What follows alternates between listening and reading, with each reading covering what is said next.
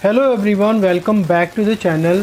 Professional और technical services के case में सेक्शन 194J में टीडीएस कैसे डिडक्ट होता है, टीडीएस की क्या लिमिट है, टीडीएस कौन डिडक्ट करता है और यहाँ पे टीडीएस कौन से सर्विसेज पे काटा जाता है, सारी बातों को इस वीडियो में आज डिस्कस करेंगे। सेक्शन 194J में टीडीएस डिडक्ट करने के लिए पेमेंट का होना काफ़ी इम्पॉर्टेंट है। तो इसमें बेसिकली ऐसे 4 तरीके की सर्विसेज होती हैं जिसके लिए कि सेक्शन 194J में टीडीएस डिडक्ट किया जाता है। जैसे कि कोई प्रोफेशनल सर्विस हो गई या फिर कोई टेक्निकल सर्विस हो गई या रॉयल्टी हो गया या फिर नॉन कॉम्पीट फीस हो गया।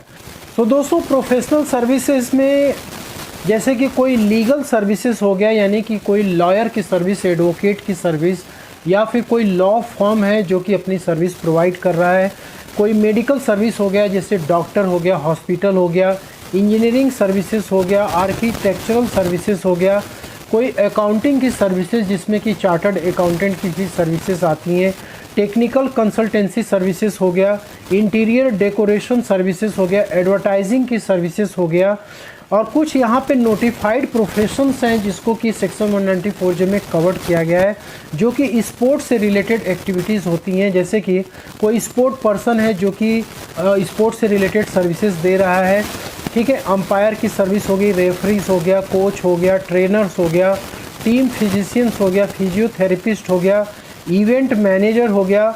देखिए यहाँ पे इवेंट मैनेजर जो है केवल स्पोर्ट्स से रिलेटेड एक्टिविटीज़ के लिए यदि कोई इवेंट की सर्विस प्रोवाइड करता है तो उस केस में सेक्शन 194J में वो प्रोफेशनल सर्विस में आएगा।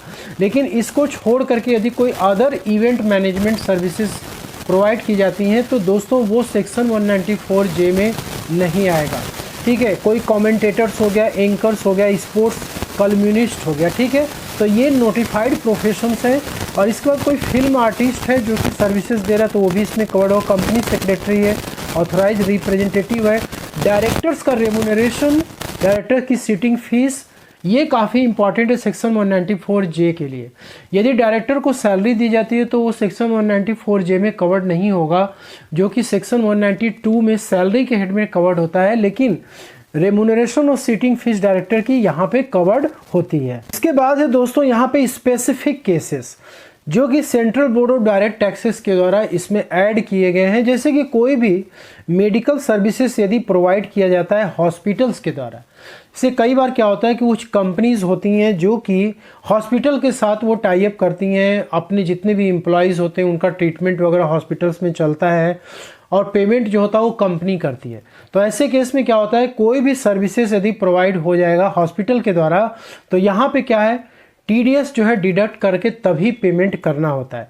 Professional fees paid by film artist to publicity company, ठीक है। अब कोई फिल्म आर्टिस्ट है वो क्या कर रहा है, पब्लिसिटी कंपनी यानी कि फिल्म को पब्लिसिटी करने के लिए ऐसी कंपनियों के साथ में टाई अप करता है जिससे कि उसकी फिल्म की पब्लिसिटी हो सके, तो वहाँ पे कोई भी प्रोफेशनल फीस पे होगा तो फीस किस में टीडीएस डिडक्ट हो गया। Fees management, fees paid to management firms and HR consulting firms, ठीक है। अब कोई भी एचआर कंसल्टिंग फर्म्स को कोई कंपनी हायर कर रही है या फिर कोई मैनेजमेंट फर्म को हायर कर रही है तो उस केस में ये भी सेक्शन 194J में कवर्ड होगा। Payment made to registrars for data exchange services. तो दोस्तों, इस प्रकार के जो भी सर्विसेज है प्रोफेशनल सर्विसेज की कैटेगरी में आती हैं। और टेक्निकल सर्विसेज की बात करें तो कोई भी मैनेजरियल सर्विसेज हो गया, टेक्निकल हो गया या फिर कंसल्टेंसी सर्विसेज हो गया, including the provision of service of technical और अदर पर्सनल। यदि कोई एम्प्लॉय है वो यदि कोई टेक्निकल सर्विसेज प्रोवाइड कर रहा है तो वो भी इसमें कवर्ड होगा। और इसके अलावा भी जो भी टेक्निकल सर्विसेज आप लेते हैं, ठीक है, अपनी कंपनी में, अपने बिजनेस में, तो वो यहाँ पे कवर्ड होता है। लेकिन दोस्तों, टेक्निकल सर्विसेज में ये 4 प्रकार की सर्विसेज नहीं आती हैं। एक तो होता कंस्ट्रक्शन की सर्विस, असेंबली की सर्विस, माइनिंग की सर्विस। इसके बाद नेक्स्ट यहाँ पे ये है कि like project undertaken by the recipient और consideration which would be the income of the recipient chargeable under the head salaries, ठीक है। तो ये 4 प्रकार के जो केसेस होते हैं वो आपके टेक्निकल सर्विसेज में नहीं आते। रॉयल्टी की बात करें तो देखिए स्पेसिफिकली किसी प्रकार का कोई ऐसा नॉलेज या फिर ऐसा कोई वर्क जिसका कि कॉपीराइट आपके पास है, इसकी अथॉरिटी आपके पास है और आप किसी पर्सन को वो अथॉरिटी या राइट्स आप यूज़ करने के लिए दे रहे हो, तो उसके बदले में आप क्या करते हो, रॉयल्टी कलेक्ट करते हो। रॉयल्टी भी सेक्शन 194J में कवर्ड होता है। अब जैसे किसी प्रकार का रॉयल्टी का मतलब ही होता है कोई भी पेमेंट आप कर रहे हो, किसके लिए, ट्रांसफ़र ऑफ राइट्स और uses of an invention, model, design, trademark, patents, copyright etcetera. ठीक है, यदि आप इसमें से कोई भी फैसिलिटी किसी भी पर्सन का आप यूज़ कर रहे हो, मतलब वो पर्सन आपको क्या कर रहा है, राइट दे रहा है कि ठीक है आप यूज़ करो। अब कोई ऑथर है, उसने बुक लिखा हुआ है, कोई पब्लिक वो किसी पब्लिशर को उसने बोला कि ठीक है आप इसको पब्लिश करो, इसकी मार्केटिंग करो, सेल करो, तो उस केस में क्या होगी, रॉयल्टी का पेमेंट करना पड़ेगा उस बुक राइटर्स को। वैसे ही दोस्तों कोई भी म्यूज़िक कंपनी है, वो कोई भी म्यूज़िक निकालती है, कोई फिल्म का प्रोडक्शन होता है तो उसकी भी कॉपीराइट होती है, ऐसे केस में रॉयल्टी का पेमेंट करना ही पड़ता है। ठीक है, तो किसी भी प्रकार का कोई भी राइट्स यदि आप यूज़ करते हो तो उस केस में पेमेंट करना होता है और इस पर भी TDS डिडक्ट करना होता है। आपने इन सारे पेमेंट्स का एग्जाम्पल देख लिया। अब ये जो पेमेंट होगा, आपने देखा कि कौन कौन सर्विसेज यहाँ पे प्रोवाइड कर रहा है। बेसिकली जिस पर्सन को पेमेंट करना है वो पर्सन क्या है, डिडक्टी है। ठीक है, मतलब इसी पर्सन का TDS क्या होगा, डिडक्ट होगा। अब TDS यहाँ पे कौन काटेगा, कौन TDS डिडक्ट करेगा, तो देखिए दोस्तों यहाँ पे कोई भी पर्सन इसमें से, जैसे कि कोई सेंट्रल या स्टेट गवर्नमेंट हो गया, लोकल अथॉरिटी हो गया, कॉरपोरेशन हो गया, कंपनी हो गया, कोऑपरेटिव सोसाइटी हो गया, ट्रस्ट हो गया, यूनिवर्सिटी, रजिस्टर्ड सोसाइटी, कोई फर्म हो गई, या इंडिविजुअल HUF AOP BOI के केस में एक यदि इनके ऊपर ऑडिट एप्लीकेबल है, मतलब इनका टर्नओवर प्रीवियस ईयर में individual HUF AOP BOI case में 1 करोड़ से ज़्यादा क्रॉस कर चुका है, प्रोफेशनल के केस में 50 लाख के ऊपर ज़्यादा क्रॉस कर चुका है, तो ऐसे लोग भी TDS डिडक्ट कर सकते हैं सेक्शन 194J में। जैसे मान लीजिए दोस्तों कि यहाँ पर कोई भी डिडक्टर मान लीजिए इसमें से 1 लाख रुपए का पेमेंट यहाँ पे करता है, तो उसको पेमेंट करने से पहले सेक्शन 194J में TDS डिडक्ट करना है। ठीक है, जैसे कोई लॉयर है, यदि मान लीजिए कोई सेंट्रल स्टेट गवर्नमेंट के साथ किसी पर्टिकुलर डिपार्टमेंट में जुड़ करके वो काम कर रहा है, ठीक है, या फिर कोई यूनिवर्सिटी है जिसमें कोई चार्टर्ड अकाउंटेंट अपनी सर्विसेज प्रोवाइड कर रहा है, ठीक, तो दोस्तों TDS तब डिडक्ट होगा जब पेमेंट को अकाउंट में क्रेडिट किया जाएगा, मतलब कि यूनिवर्सिटी जब चार्टर्ड अकाउंटेंट के पर्टिकुलर लेजर में उस अमाउंट को क्रेडिट करेगी, या फिर एक्चुअल में जब पेमेंट होगा, दोनों में से जो पहले होगा उसके अकॉर्डिंग TDS डिडक्ट होगा और डिपॉजिट किया जाएगा।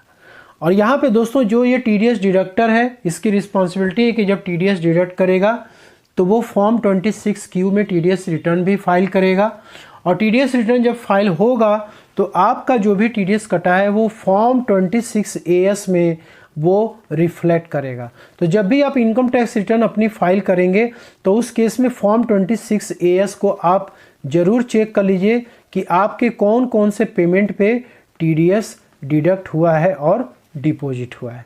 अब यहाँ पे बात करते हैं कि सेक्शन 194J की लिमिट क्या है।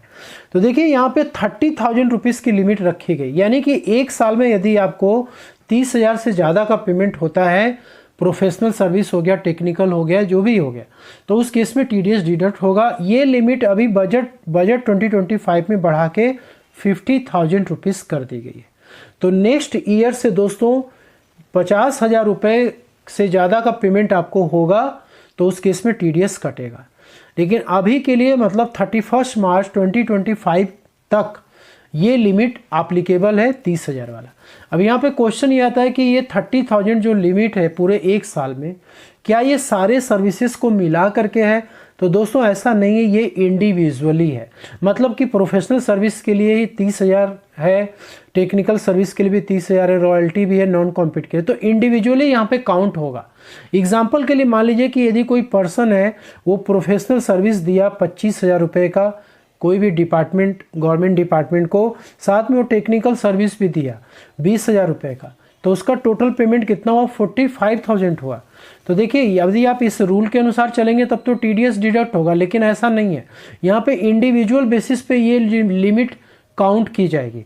तो यहाँ देख सकते हैं कि 25,000 हुआ, मतलब 30,000 को क्रॉस नहीं किया, और यहाँ पर भी 30,000 को क्रॉस नहीं किया, इसलिए यहाँ पे कोई भी TDS नहीं कटेगा। तो दोस्तों ये जो 50,000 रुपये का लिमिट देख रहे हैं, ये 1 अप्रैल 2025 से स्टार्ट होकर के 31 मार्च 2026 तक के बीच में ये लिमिट एप्लीकेबल होगा। इसके बाद अब रेट की बात करते हैं, किस रेट से टीडीएस डिडक्ट होगा। तो देखिए, यदि कोई भी टेक्निकल सर्विसेज के लिए पेमेंट आप कर रहे हैं तो उस केस में 2% का टीडीएस डिडक्ट होगा। यदि कोई कॉल सेंटर से रिलेटेड ऑपरेटर है तो उसको पेमेंट यदि किया जाएगा तो 2% का रेट डिडक्ट होगा। यदि कोई भी रॉयल्टी का पेमेंट कर रहे हैं सेल, डिस्ट्रीब्यूशन या एग्जीबिशन ऑफ सिनेमेटोग्राफ फिल्म्स, तो उस केस में 2% का टीडीएस डिडक्ट होगा। लेकिन दोस्तों, अदर जो रॉयल्टीज़ हैं इन सबको छोड़ करके उस केस में 10% का टीडीएस डिडक्ट होगा। और इसके बाद कोई प्रोफेशनल सर्विसेज है, जैसे लॉयर है, डॉक्टर है, सीए है, इंजीनियरिंग सर्विसेज, आर्किटेक्चर है, ठीक है, फिल्म आर्टिस्ट का, स्पोर्ट्स पर्सन है, जितने भी लिस्ट आपने अभी देखा था उस केस में 10% का टीडीएस डिडक्ट होगा। और इस लिमिट को ध्यान में रखिएगा क्योंकि ये इंडिविजुअली काउंट किया जाएगा।